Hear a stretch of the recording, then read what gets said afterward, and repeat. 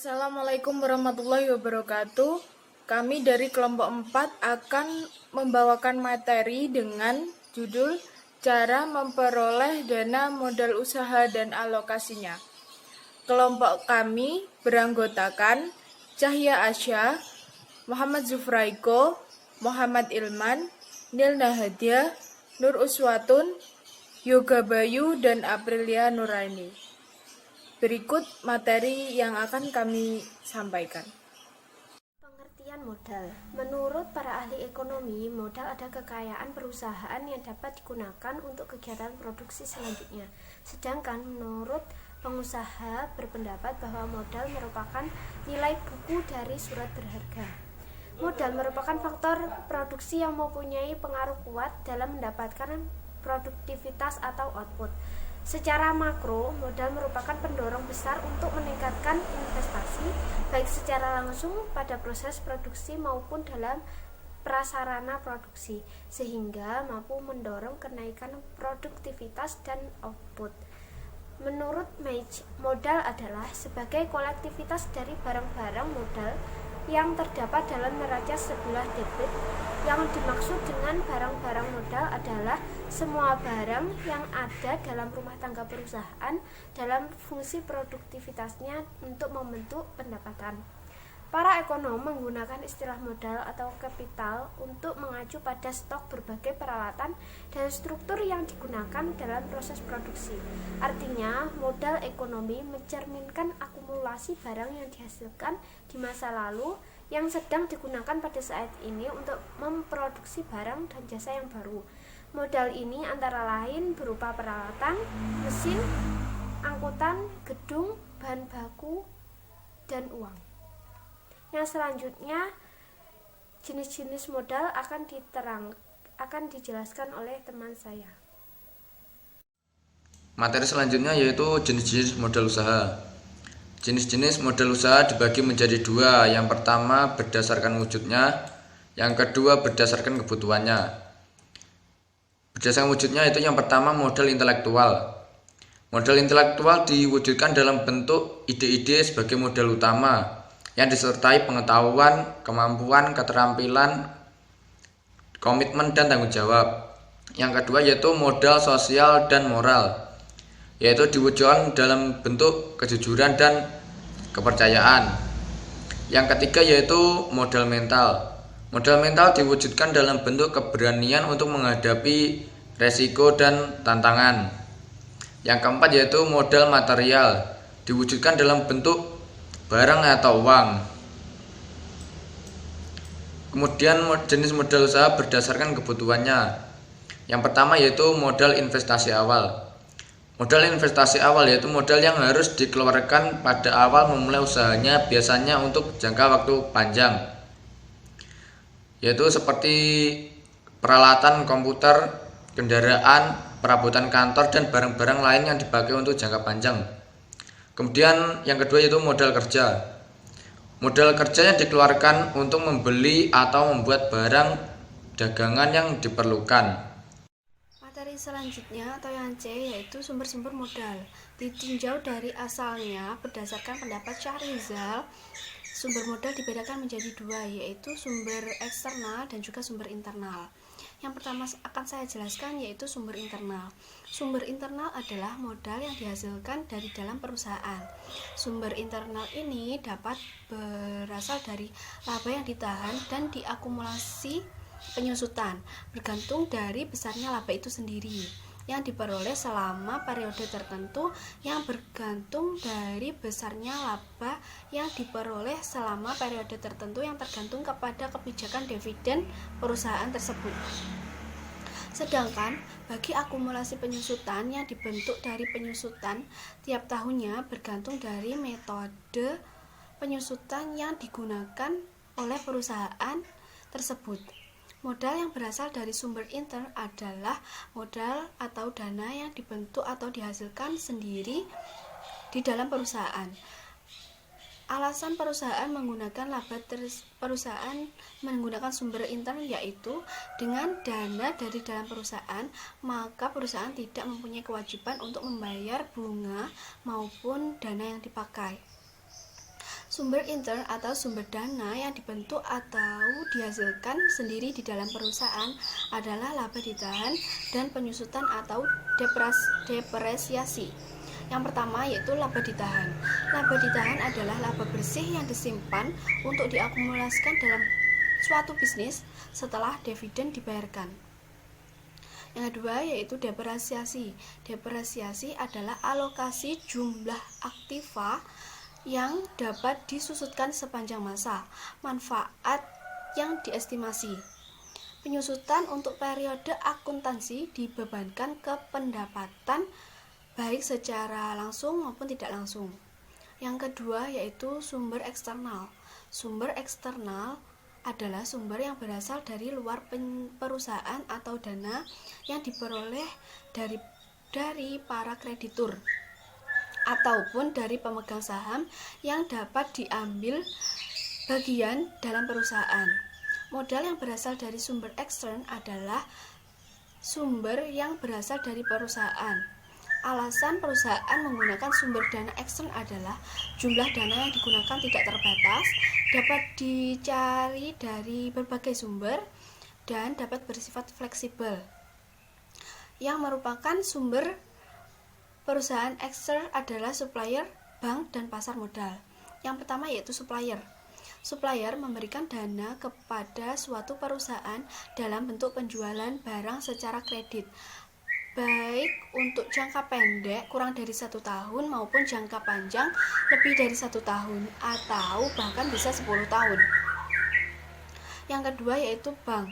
Bank adalah lembaga yang berperan sebagai perantara keuangan atau financial intermediary antara pihak yang memiliki dana serta lembaga yang berfungsi sebagai memperlancar lalu lintas pembayaran.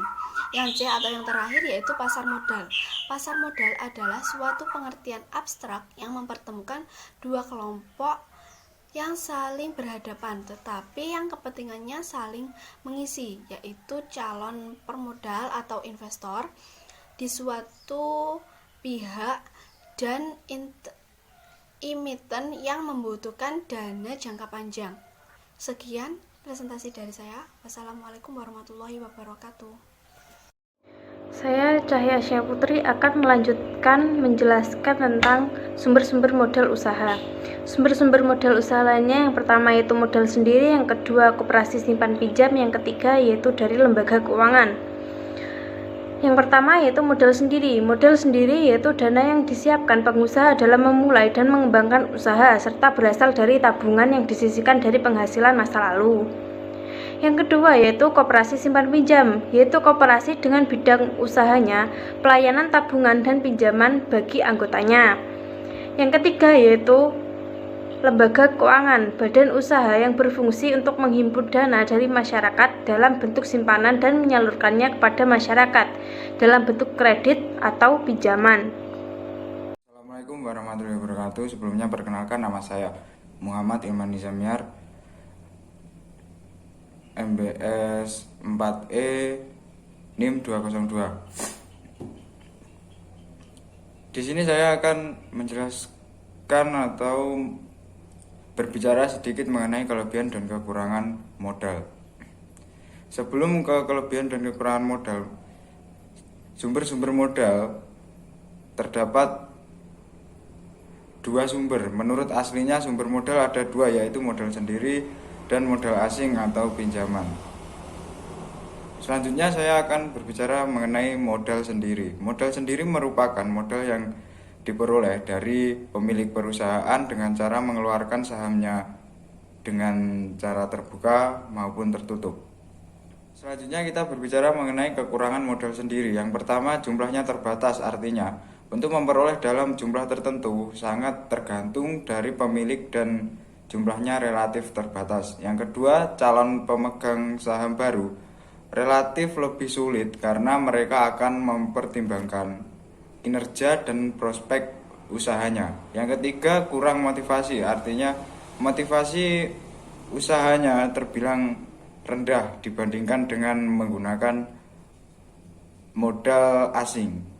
Selanjutnya adalah kelebihan dari modal sendiri. Yang pertama, tidak ada biaya bunga atau administrasi sehingga tidak menjadi beban dalam perusahaan. Yang kedua, tidak bergantung pada pihak lain. Yang ketiga, tanpa memerlukan persyaratan yang rumit dan memakan waktu yang relatif lama. Yang keempat, tidak adanya keharusan pengembalian modal. Terima kasih. Itu yang bisa saya sampaikan dan akan dilanjutkan oleh teman saya.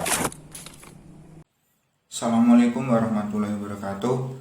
Nama saya M. Zufra Eko Hidalumam, NIM 12405193198. Di sini saya akan menjelaskan kelebihan dan kekurangan modal asing atau modal pinjaman. Modal asing sendiri atau modal pinjaman merupakan modal yang diperoleh dari pihak luar perusahaan dan biasanya diperoleh dari pinjaman. Sumber dari dana modal asing sendiri dapat diperoleh dari 3, yaitu yang pertama pinjaman dari dunia perbankan, baik perbankan pemerintah, swasta maupun perbankan asing. Yang kedua dari pinjaman dari lembaga keuangan seperti perusahaan, leasing, modal ventura, dana pensiun dan lain sebagainya. Dan yang ketiga pinjaman dari perusahaan non keuangan. Nah, untuk kelebihan dari modal pinjaman atau modal asing, yang pertama, jumlahnya tidak terbatas, artinya perusahaan dapat mengajukan modal pinjaman ke berbagai sumber. Yang kedua, motivasi usaha tinggi.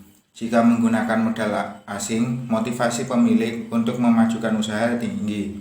Hal ini disebabkan adanya beban bagi perusahaan untuk mengembalikan pinjaman.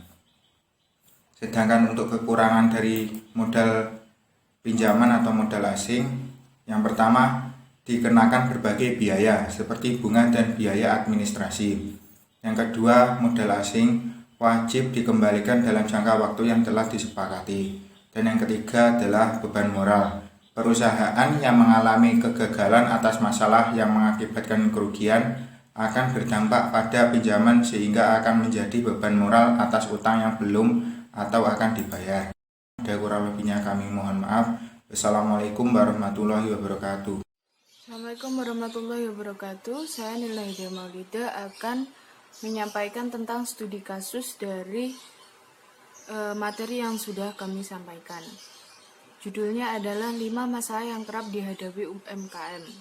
Sekilas berita ini menyampaikan bahwa Ketua Fokus UMKM Jakarta, Roy Baskoro, mengatakan terdapat 5 masalah yang dihadapi para pelaku usaha mikro, kecil, menengah atau UMKM di masa pandemi COVID-19. Salah satunya terkait keuangan atau pembiayaan. Menurutnya, masalah menyangkut keuangan ini berbeda-beda akses untuk sumber pembiayaannya.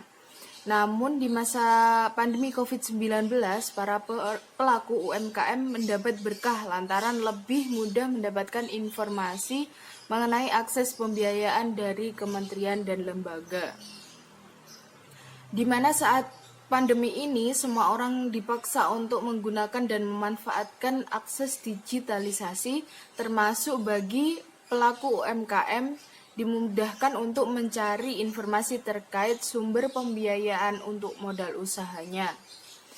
Adanya COVID-19 tentu saja membuat pedagang UMKM berkurang pemasukannya. Mereka berusaha memperbaiki ekonomi, namun terbatas dengan modal yang dimiliki serta pemanfaatan dana yang ada.